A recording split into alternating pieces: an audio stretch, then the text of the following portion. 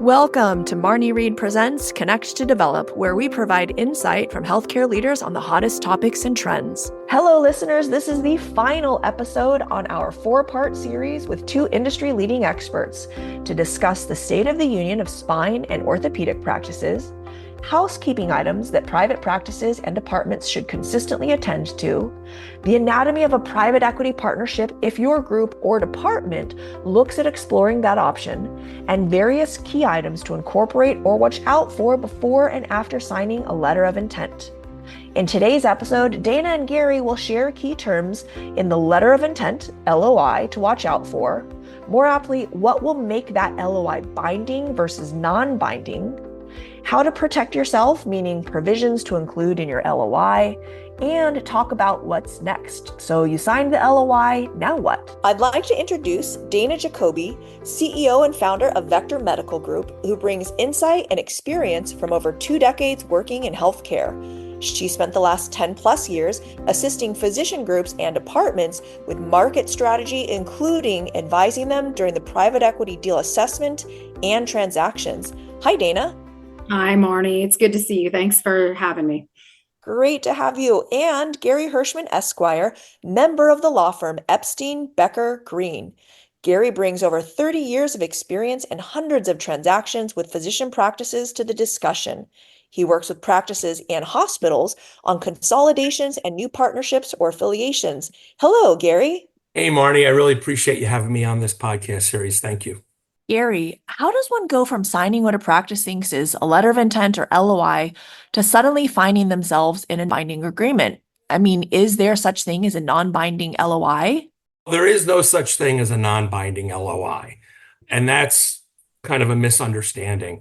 I think a lot of times doctors think, oh, it's a letter of intent and everything's non-binding. And it does say that, but it has a few exceptions.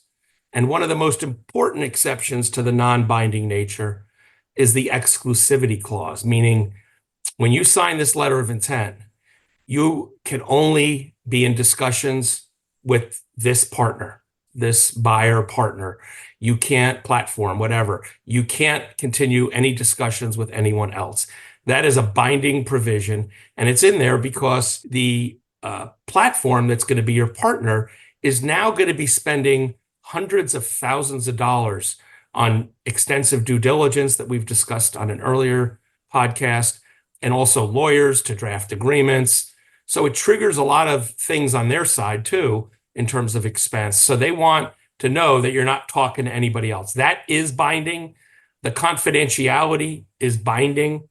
And although the financial and other terms in the LOI are clearly stated to be non-binding, from my experience on every single deal I've done, is that those terms are the best the doctors are going to get. If the doctors think they can negotiate better than that, down the road, that's a misunderstanding. That's not going to happen. The financial terms and all the other provisions of the LOI, even though they're non-binding, pretty much are the constitution of the deal.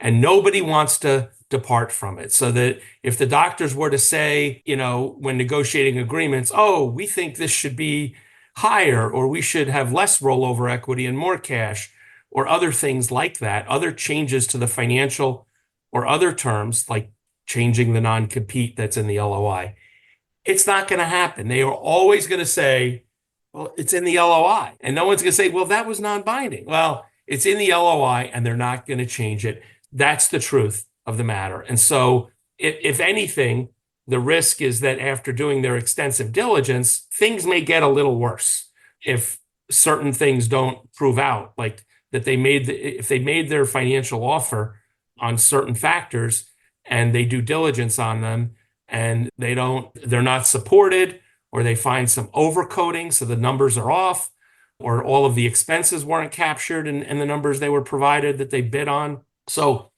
that's really the way this works, and that's why the letter of intent is really crucial. And you shouldn't just look at it as a non-binding, we don't care about it document. That is insightful and kind of scary, because oftentimes, as I have gotten a little bit more into, understanding about the private equity world, I've heard so many doctors say, oh, it's not a big deal, it's just an LOI. Yeah, I mean, listen, you could just stop the deal process, but if you're going to try to change the terms or talking to others would violate the exclusivity. I mean, you could still walk away. Don't get me wrong. That's very clear. You could still walk away, but unless your numbers all of a sudden went up really high, new doctors ramped up, and the numbers are better and you could show it. If there's not something concrete like that, you're not going to get higher and better terms going forward. If anything, the terms in the LOI are kind of like the ceiling. Makes sense. It is not the jump off point. Dana, what does a well-executed LOI and discovery process look like, and how long does that realistically take, especially since you can't talk to anyone else during that period for those physicians out there exploring a PE partnership or about to, begin the process? Right. Yeah. Well, and Marnie, I can't reiterate enough what you and Gary said, because it makes the longevity of that process a lot easier and cleaner. So if prior to signing the letter of intent, you have requested a long form LOI, so a long form prenup, right? You're outlining the actual terms of the deal. You can put things, like non-compete issues in there. You can put things that are more than just the purchase price in there. That can make things go a lot quicker, because all of a sudden you're not negotiating back and forth on what that looks like, and all of a sudden the deal terms have already been outlined. If there's one pearl that your podcast listeners get off of this, is to really get somebody like Epstein, Becker, and Green, like Gary, involved and request a long form letter of intent as part of the process. A lot of times I get a phone call, and this happens all the time, where doctors have gotten a short form letter of intent. It's a purchase price that looks really sexy and swanky. It looks like something, and they want to sign exclusivity without understanding the ramifications that the deal price is just one, believe it or not, small aspect of the deal. It gets people to the table, but it doesn't outline the overall terms of the agreements.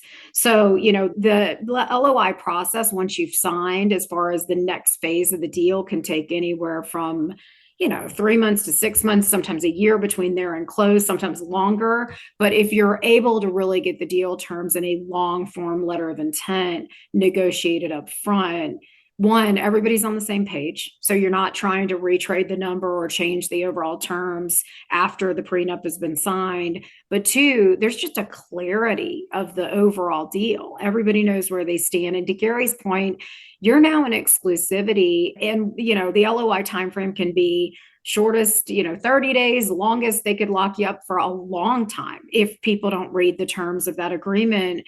So the only way out of it then is to let the thing lax and to break up. Well, now you can't talk to anybody else, and you can't do anything with another deal until that letter of intent term has played itself out.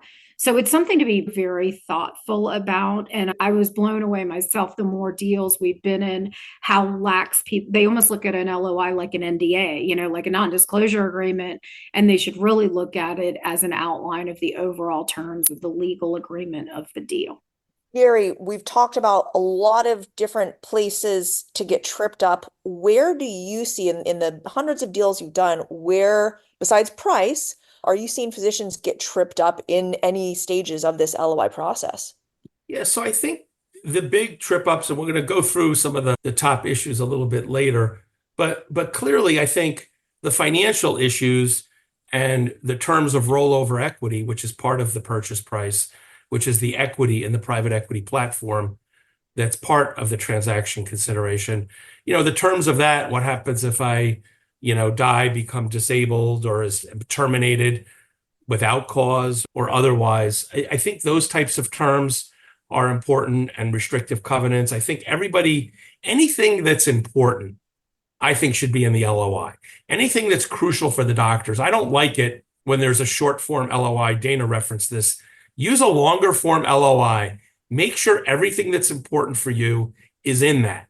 That's going to save them a lot of legal fees down the road. That if they sign an LOI that doesn't have all the details, and then when they're deep into negotiating agreements with, tens of thousands of dollars of legal fees and a lot of time and effort with their whole office staff on due diligence, and then one of these big issues comes up and there's, substantial disagreement. It's like, why did we even get down this road this far? So I think it's very important to get those key terms locked up. And you had mentioned about, is this kind of like an LOI? Is this, okay, we're dating now. And I think as Dana said, this is not we're dating now. We're dating is when we're talking to all the different platforms and having them all make offers to us and talking to them all. But when you sign the LOI, you're going steady.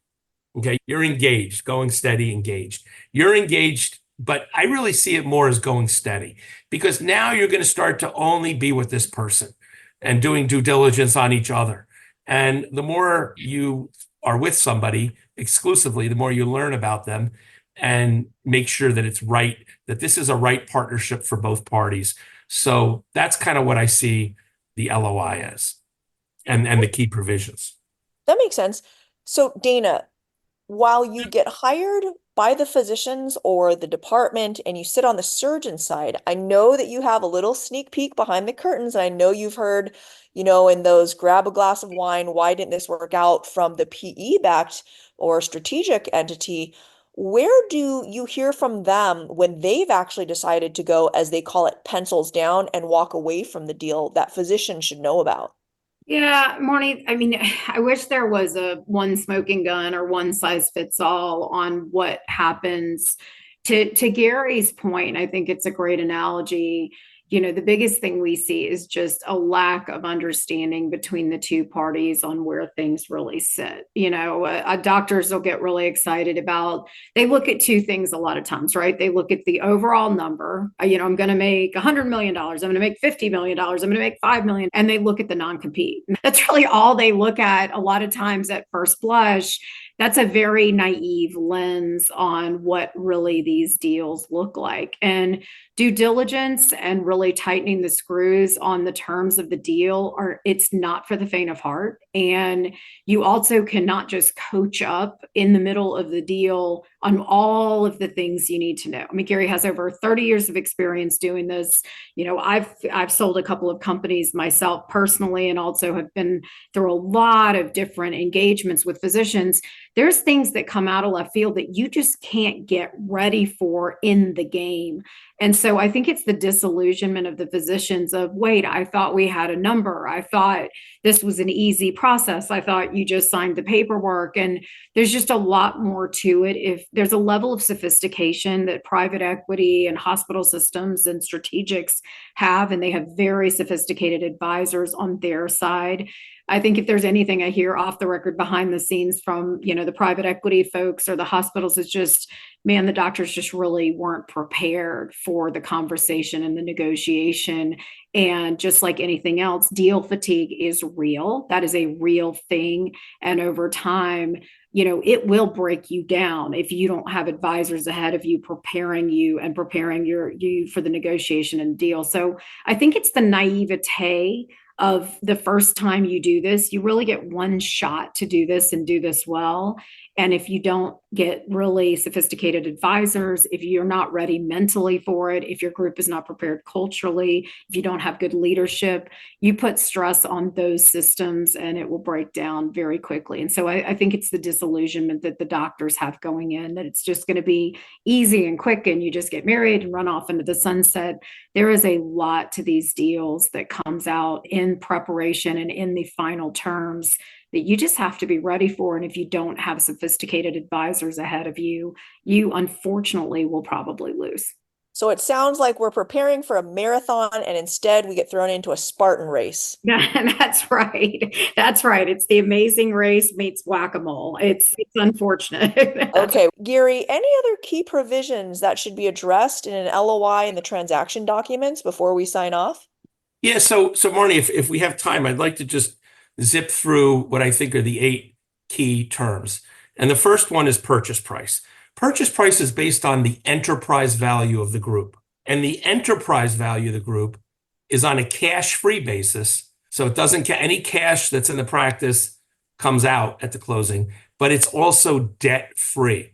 So if the group is valued at $31 million, let's say there's 10 doctors, and there's $1 million of debt at closing, that comes off. It's debt-free. So the 31 now becomes 30 because the first million at closing is going to be to pay off debt. So it's important that everyone understand that the value is debt-free.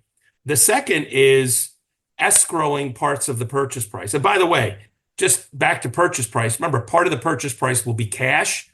So if there's $30 million and 10 owners, it's $3 million if it's split equally, and sometimes it's not. There's $3 million per doctor. It's usually, if it was, 60 to 80% cash, so let's say 70% cash means 2.1 million per doctor of cash and 900,000 or 30% of the 3 million in rollover equity. But the second thing is that part of that money has to be escrowed at closing. You're not getting all that 2.1 million in cash in that hypothetical example, because there's what's called an indemnity escrow, which is if money is set aside, a certain amount of money, and the key issue for the LOI is how much. We like this to be 5 to 10% of the cash part of the purchase price. A lot of times the private equity investors want it to be 10% of the enterprise value.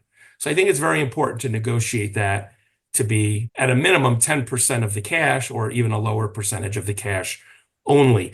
And that money is held in escrow for a certain amount of time, usually between 12 to 24 months, and that can be negotiated.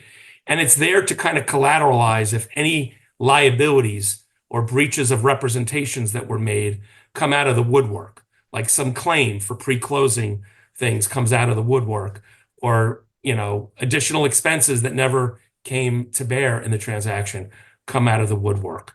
So it's kind of like an escrow to deal with claims that may come up. In most of our deals, 100% of that's returned, but every now and again something comes up and a small amount of the escrow or medium amount is deducted, and the balance is returned. Net working capital is something that is also required for the valuation. So cash-free, debt-free with normalized working capital. That's an accounting term that basically says at the closing, essentially, there's enough accounts receivable in the company that are included in this deal that will fund, paying rent and payroll for the next couple of months. So we don't have to go to the bank and borrow money. So understand that if there's a net working capital target, and if at closing, let's say the target is 2 million, and at closing, you only have 1.5 million of net working capital, 500,000 comes off of the purchase price of that cash at closing. Very important, very complicated, but important.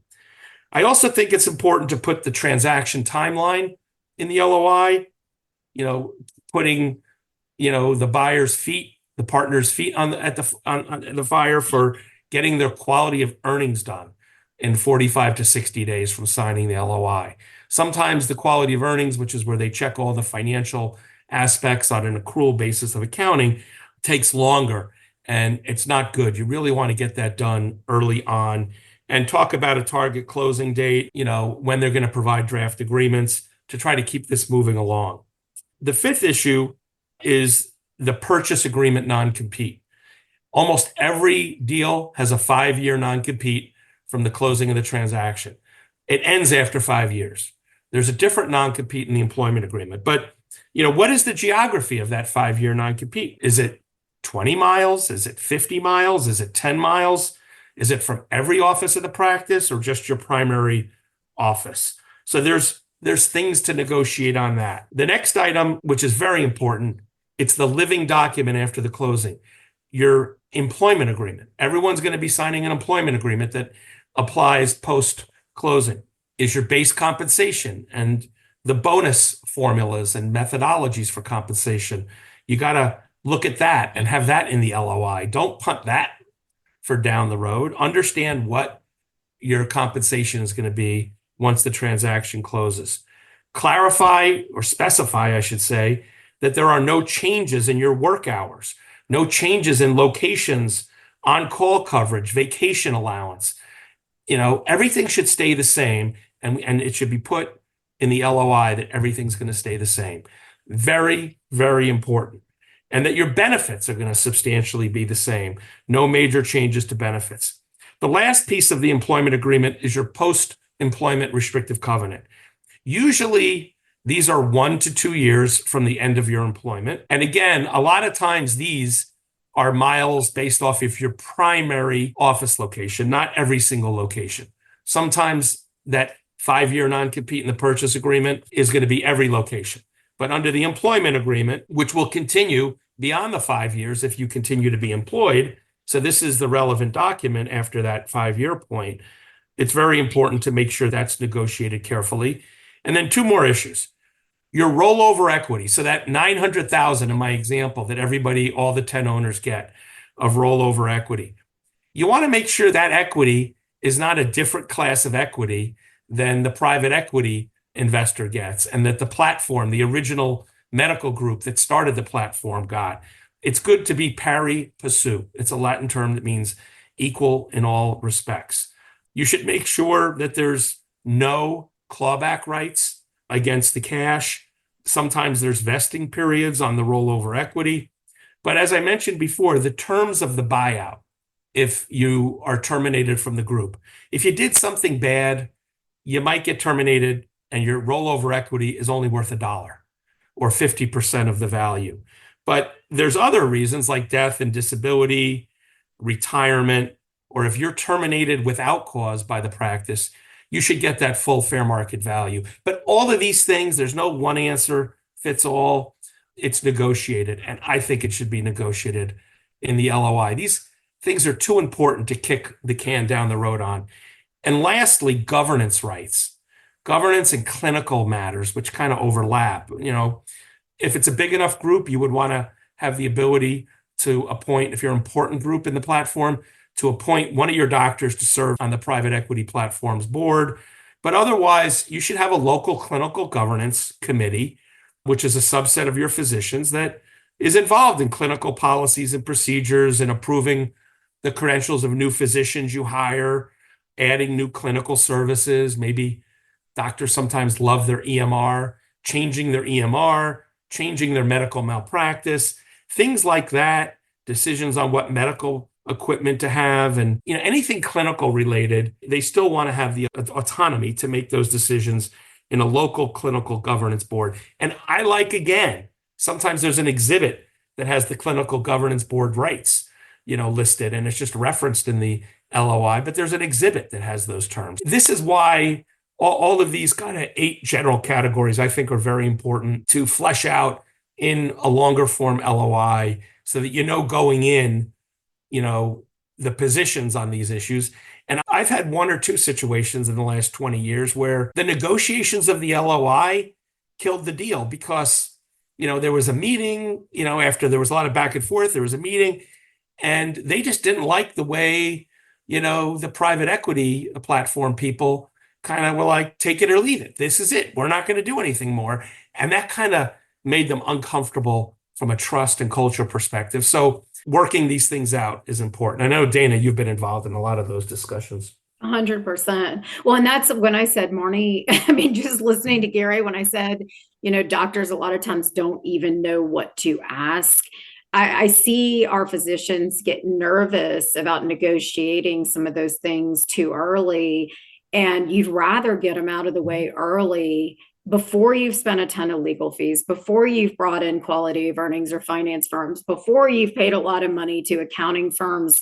Wouldn't it be nice to know this isn't a marriage worth consummating pregame before you've spent a ton of time, money, and energy on it? And physicians a lot of times are nervous or think, oh, I don't need an attorney in the letter of intent phase. I'll just hire them once it's final in the legal documents. Well, shame on you. You've already outlined a lot of the deal terms without even understanding what you were signing. And if just listening to Gary's categories, you listen to all of those things and how important they are.